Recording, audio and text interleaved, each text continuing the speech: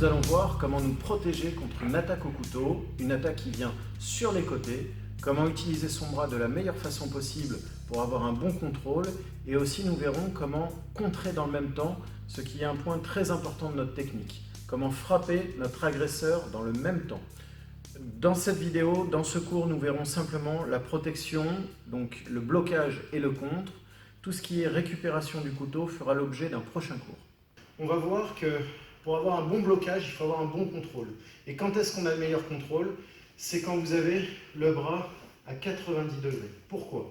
Tu vas venir piquer sur moi. Là, on ne bouge pas, d'accord? Là, j'ai un contrôle. Maintenant, regardez, si mon bras n'est plus à 90 degrés, vous voyez ce qui se passe? Pareil, si je plie trop mon bras, je ne suis plus à 90 degrés, il n'y a pas de raison que là, hop, il ne continue pas, d'accord? Donc, pour bien comprendre, par rapport aux attaques sur les côtés, il y a une règle de base, c'est d'avoir le bras à 90 degrés ici, d'avoir un angle droit. Ça sera le meilleur contrôle.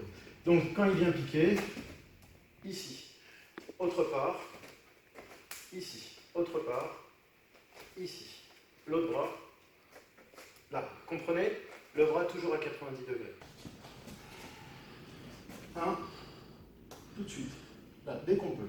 Tu vas frapper, rebondir. Là, plus vite. Rebondir, plus vite. Voilà, on refait. La même.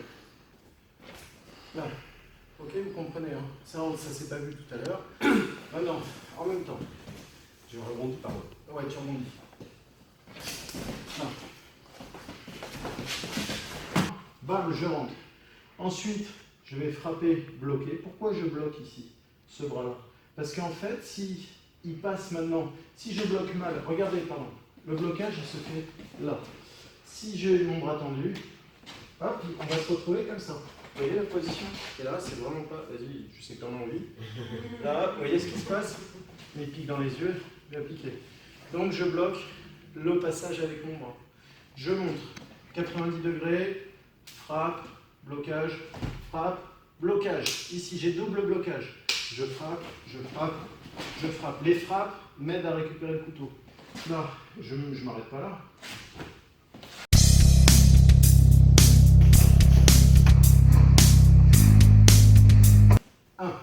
Ici. Pourquoi je frappe en même temps? Parce que, pose le couteau. Parfait. Est-ce que le couteau, il va m'attaquer? Maintenant. Est-ce que le couteau est dangereux? Non, on est d'accord. Donc, lorsque je le frappe, je lui enlève du pouvoir de nuisance. Et c'est hyper important. Parce que plus je vais frapper, plus je vais lui faire mal, moins il va être dangereux avec son couteau. Donc, vous ne devez pas vous concentrer uniquement sur ça et ça, par exemple. Parce que là, il est encore dangereux. Et quand on est proche l'un de l'autre, j'ai vu une technique notamment intéressante. Vas-y, là on venait saisir ici. Sauf que moi, je n'ai pas été frappé. Tu vas essayer de me saisir un bras comme j'ai fait. Là. Voilà. Sauf que lorsque je suis là, même s'il est très fort, je peux passer derrière et venir piquer. Okay? Lorsqu'on est encore à corps et que moi j'ai un couteau dans la main, c'est extrêmement dangereux. Donc d'où l'importance de venir frapper. C'est extrêmement important. Alors 3 positions de main. Soit on y va doucement. Le poing. Ici, menton ou nez de préférence. Soit doigt, soit paume. Là, poing, doigt. Attention, pas comme ça. Vous arrivez sur une zone dure, je peux vous dire, vous risquez de vous luxer. Donc, légèrement plié de manière à permettre. Alors, bien sûr, ses yeux ne sont pas là, j'en ai conscience. Mais je montre ici, là, pour permettre la flexion.